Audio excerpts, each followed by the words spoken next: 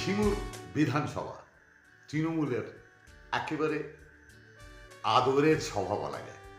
আদরের সভা এই কারণেই, সিঙ্গুর আন্দোলন থেকেই আমাদের মুখ্যমন্ত্রী মমতা বন্দ্যোপাধ্যায়ের উত্থান।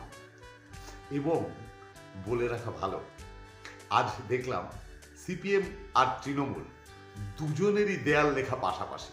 চমৎকার। একটা সিপিএমের সিট বিটি তৃণমূলের, দেবাশিস চ্যাটার্জি সিপিএমের তরফ থেকে সিঙ্গুর বিধানসভায় লড়ছেন। বেচারাম মান্না তো আছেই, আছেন করবী মান্নাও, ডাক্তার করবী মান্না। তবে মজার কথা, দারুণ লাগলো, মানে গট আপ কি লেভেলের হতে পারে বা বি টিমের পরিচয় কেমন হতে পারে সিপিএমের, সেটা একটু দেখলাম দেয়াল লিখনে।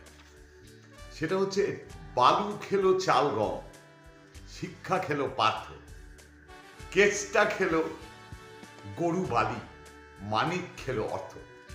তার ঠিক পাশেই বিজেপি লিখেছে, ভাইপো খেলো তোল্লাবাজি, সিন্ডিকেটেই স্বার্থ, অভয়াকে মারল তিনি, দিদি চরম ব্যর্থ।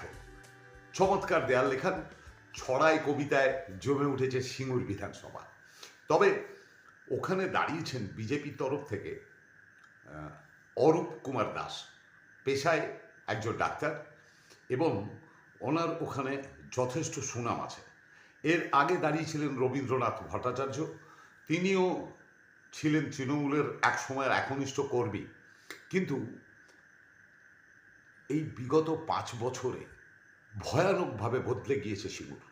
কারণ সিঙ্গুরের সমস্ত মানুষ দেখছে, কাঁচা আনাজের বাজার আর সিন্ডিকেট করেন যিনি, তিনি হচ্ছেন একেবারে খোদ ভাইপো। এবং এখানকার চাষিরা যা হয়, তারা কিন্তু সাধারণ মানুষ হিসেবে একেবারেই শাসক শ্রেণীর বিরুদ্ধে বলতে চাইছে না। এখানেও একটা লবির প্রশ্ন আছে। লবিটা হলো, বেচা কিন্তু একেবারে কঠিন অর্থে দিদিমণির লবিটা। আর যারা বলছে তারা কিন্তু কোনো লবি বোঝে না, তারা বোঝে একটু ভালো থাকা, একটু বাংলার উন্নতি, বাংলাকে একটু এগিয়ে নিয়ে যাওয়ার কথা। তবে এর মধ্যে কিন্তু সমস্ত মানুষদের সাথে আমরা কথা বলেছি, সমস্ত মানুষের সাথে বলা হয়ে ওঠে না, বেশ কিছু মানুষের সঙ্গে কথা বলেছি, তারা যথারীতি শাসক শ্রেণীর, কিন্তু তারা বলছেন যে এবার অঙ্ক কিন্তু বদলে যেতে পারে। অঙ্ক বদলে সেটা কোথায় যাবে, ভয়ানক ব্যাপার। আর এই ভয়ানক ব্যাপারটাই কিন্তু সিঙ্গুর বিধানসভাকে উত্তপ্ত করে দিয়েছে। তাহলে কি বেচারাম মান্না হারছেন? কারণ সবচেয়ে বড় তোলাবাজির অভিযোগ সমস্ত মানুষের তার বিরুদ্ধে।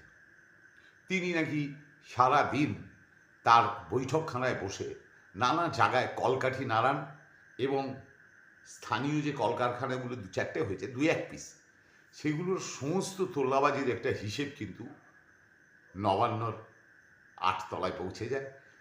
অর্থাৎ এখানে কিন্তু সিন্ডিকেটের যিনি বাদশা ভাইপো, তিনি কিন্তু সেই টাকাটা পাচ্ছেন না। আর যেখানেই টাকা সেখানেই বিপদ আছে কাকা।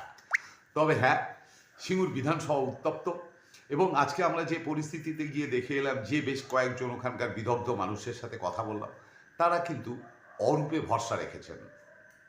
তারা ডাক্তারবাবুর ওপর আস্থাশীল, আস্থাবান, এবং তারা বারবারই বলছেন এই ধরনের কথাবার্তা, মাছ খেতে দেবে না, বিজেপি এলে নাকি মাংস খেতে দেবে না, বিজেপি এলে নাকি মুসলিমদের তাড়িয়ে দেবে, এইগুলো যে ভেগ শব্দ। এবং সবচেয়ে বড় কথা, এখানে গ্যাসের জন্য যে আমাদের একটা লড়াই, বা সবাই গ্যাস পাচ্ছে না, গ্যাস পাচ্ছে না, একটা রটিয়ে দেওয়া, পাবলিককে বুঝিয়ে দেওয়া বিজেপি দায়ী গ্যাস পাচ্ছে না সেই জন্য, সেগুলো কোনো ঘটনা সিঙ্গুরের নেই। এবং সিঙ্গুরে যারা বাড়িতে বাড়িতে গ্যাস সরবরাহ করেন, তারা প্রত্যেকেই বলছেন যে হ্যাঁ, গ্যাস আগে 1 দিনে পেতেন, 2 দিনে পেতেন, 3 দিনে পেতেন, এখন 10 দিন লাগছে। সেটাও কিন্তু বেঙ্গল গভর্নমেন্টের একটা চক্রান্ত, আমাদের কিছু করার নেই। ফলে খুব সাবধান, সিঙ্গুর বিধানসভা কিন্তু অগ্নিগর্ভ হয়ে রয়েছে।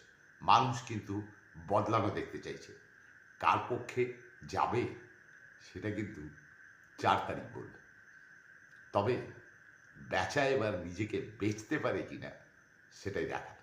সঙ্গে আবার স্ত্রীও রয়েছে, রাবড়ি লালুর জুরি।